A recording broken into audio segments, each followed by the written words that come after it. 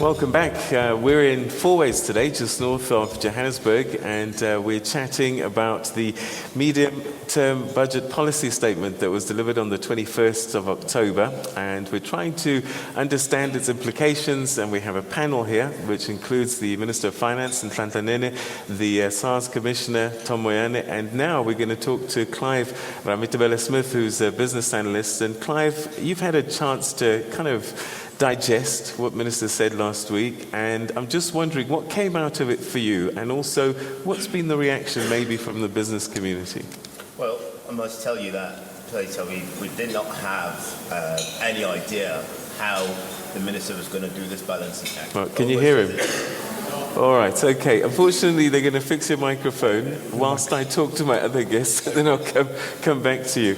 And Minister, let's just get this out of the way, because this is the first question that I've got here, and it's a big one. Let's go to table number 12, where we'll find Moleboheng Mbedzi. An important question, and I know that you know it's coming. So let's go to table 12, and we'll find Moleboheng. Yes. Good morning. Good morning to the viewers as well. My question to you, Minister, is how will this recent fees must fall going to affect the next allocation of budget? Okay, so you're 7.6 billion down already. Now you've got to find another 2.7 million. How are you going to do it? Well, the challenges that we confront as a country range from those that we know to the ones that might arise unexpectedly at times. Education is not one of those that are only arise now. It's one of those that government has actually been focused on for a period of time. If you look at our budget, which has been growing tremendously in that space, it shows that government has always been committed to to treating education as a priority. But the recent spate of events were precipitated by the university's proposal of increasing funds in the 2016-15 financial year. So the budget for the 2016-17 financial year will have to take this into account. We now have a task team that we have set up as government to look at that. So the outcome of the task team is going to inform how we are now going to, find resources in order to be able to do this. Remember, we are in this with the universities themselves. We are in this as government, which is our responsibility to find resources to finance all, public expenditure. But we are also in this with the rest of the public, who happen to be taxpayers. And budgeting, as you know, is, I've said this a number of times, it's a game of trade-offs. If you have new priorities, then you have to look at what then is no longer a priority. So we are going to be looking at this closely. The report of the task team, I would want to believe that as soon as the President returns, you will engage with the stakeholders that arrived at this settlement, and as government we will then factor that in from our side, but all other stakeholders will have to play their role. All right, and I would imagine on the other side, there's things that you can do. You've been speaking about cost containment for some time now, and a lot of people say, look, government just needs to spend less and tighten the belts, and that money might be found through those avenues. How well are we doing with the cost containment? I gave an account of just a comparison between 2014 and 2015 after we implemented some of those cost containment measures. Well, it does show that we have made some progress, but I must say more still needs to be done, because it's a culture that needs to change. It's also the whole mindset. How do we spend public resources in a manner that actually gives us the best returns, both socially and economically? And I always say the principle is simple. Do with government or public resources what you would do with your own. If you wouldn't do it with your own money, don't do it with the state money. But what we have also learned through the procurement reforms is that we can actually realize a lot of savings, including one of those, the example that comes to mind is the procurement of learner teacher support material, where we have found that the packaging, we've now concluded that procurement process, where we would have spent in excess of 300 rands per package of books, of stationery, including delivery. We have actually been able to secure something between 95 rands and 115 rands. So that's a huge savings that has come out of, reforming the procurement process itself and also engaging with the suppliers. And they themselves have actually been able to provide us with this level of savings. And in a number of other ways, we are doing everything in order to be able to get value for the meager resources that we have and spread each rand to its maximum. So an ongoing battle, but more still needs to be done. Absolutely. All right, so Clive, let's go back to the question I posed to you. Your reaction, and what does business community made of the finance minister's medium-term budget statement? Yeah, like I was saying, Peter, we were very surprised, in actual fact, to see. Still can't hear you.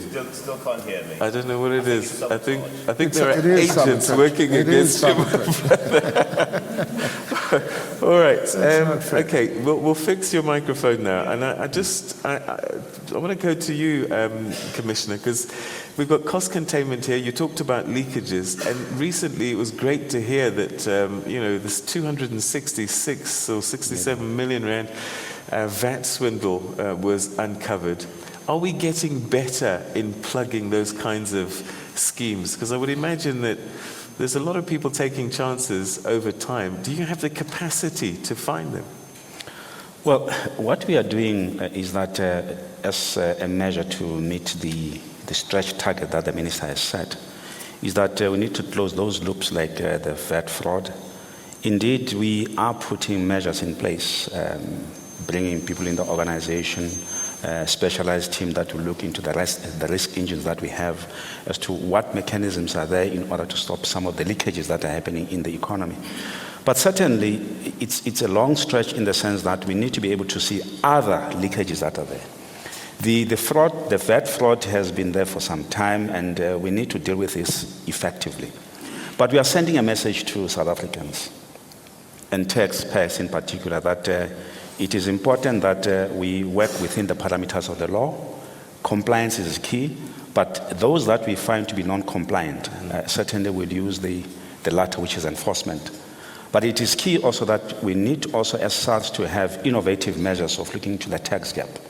Because the minister, in his wisdom and the leadership that he provides in terms of the economy, needs to be able to say to the government and the people of South Africa that we're using the money and the budget appropriately. Therefore, the cost containment that he has announced does not only affect us as a state, but across the whole value chain of government and the people of South Africa, so that we can use the revenue and the money that we have efficiently and effectively. So again, the morality keeps coming on that it's the right thing to do and we ought to do it. Well, we are saying as SARS and in the ministry that it is cool to pay your taxes. Okay. All right, table 16, we're going to find Mfuneko Toyana. Table 16, Mfuneko Toyana. Okay. Yeah. Morning. Mfuneko Toyana from Reuters News. Minister, in your MTBS, you said government would be allocating 1 billion rand to the rollout of broadband infrastructure. I'm just wondering, what type of return on investment are you hoping to get from this investment?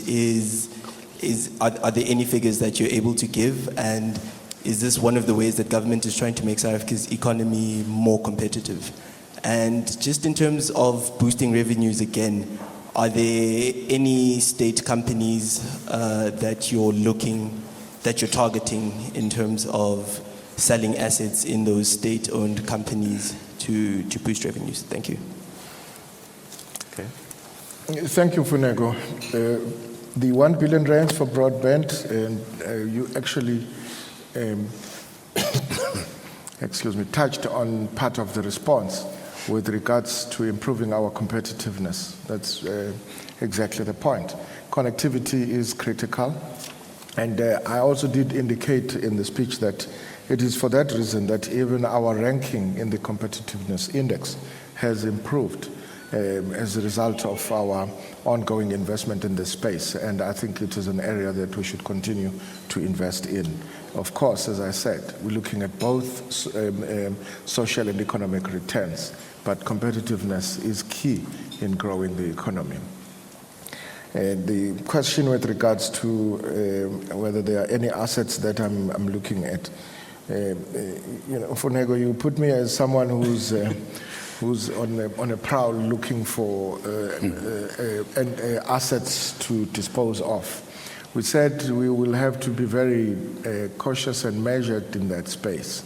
It will depend on our need, but it will also depend on whether, because the review that we are undertaking is a review that begins to look at the areas where the state continues to play a role, and the areas also where the state needs to consider whether it is strategic for it to play a role. But I said also that, as I said, the need will determine. The other need would be a need for us to raise resources in a manner that is deficit neutral, but at the same time also that does not compromise the state's ability to continue to execute its mandate. What do we do with some of the SOEs that are a challenge? And we've got some that are making money, the Transnets of this world. Then we've got the post office that are struggling to pay salaries. I mean, how does this happen? All the state-owned entities are under our very strict scrutiny to address precisely the challenge you are raising, with some of them that are actually a drain on the fiscus. They actually pose a risk because most of the state-owned entities also carry large volumes of the sovereign guarantees.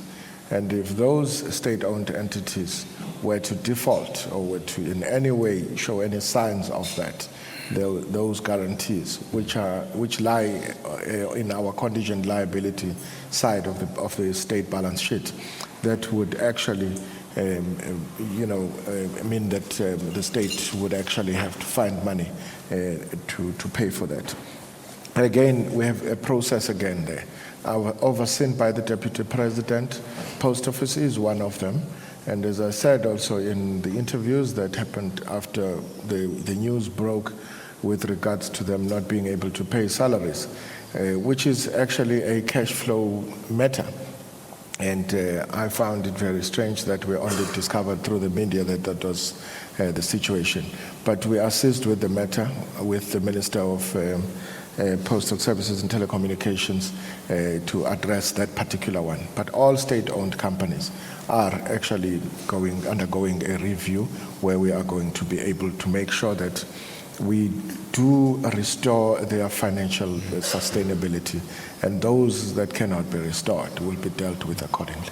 All right. Okay, we're going to take a quick break, and then hopefully after that, you will hear the voice of Clive Stay with us.